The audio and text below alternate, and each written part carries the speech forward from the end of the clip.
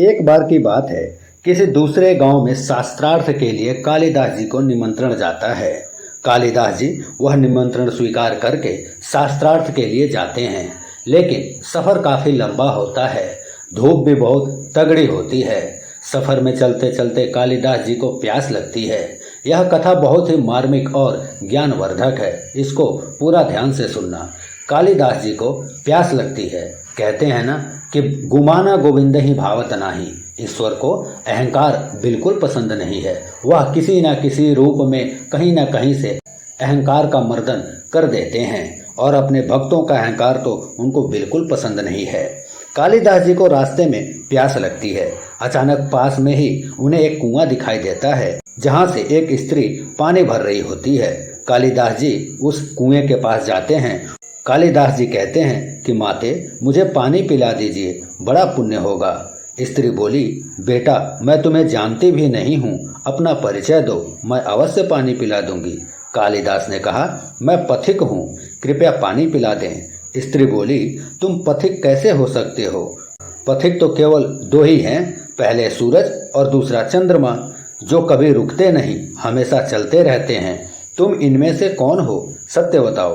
कालिदास ने कहा, मैं मेहमान हूँ, कृपया पानी पिला दें। स्त्री बोली, तुम मेहमान कैसे हो सकते हो? संसार में दो ही मेहमान हैं, पहला धन और दूसरा यौवन। इन्हें जानने में समय नहीं लगता।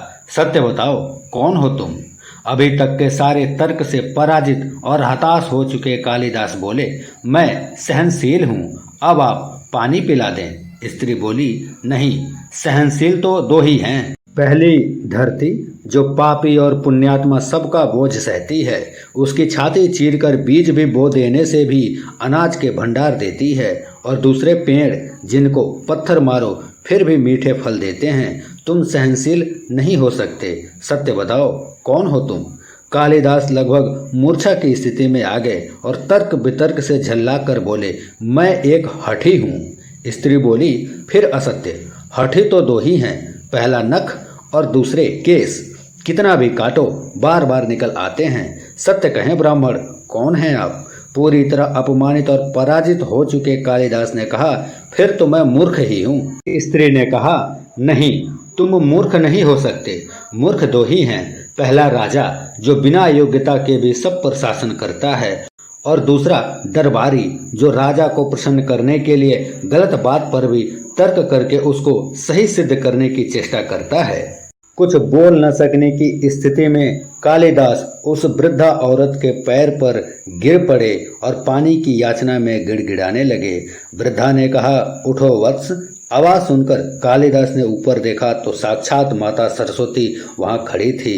कालिदास नतमस्तक हो गए। माता ने कहा, शिक्षा से ज्ञान आता है, न कि अहंकार। तूने शिक्षा के बल पर प्राप्त मान और प्रतिष्ठा को ही अपनी उपलब्धि मान लिया और अहंकार कर बैठे, इसलिए मुझे तुम्हारे चक्षु खोलने के लिए ये स्वांग करना पड़ा।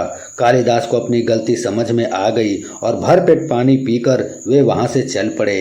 विद्वता पर कभी घमंड न करें, यही घमंड विद्वता को नष्ट कर देता है। दो चीज़ों को कभी व्यर्थ नहीं जाने देना चाहिए, अन्न के कण को और आनंद के क्षण को।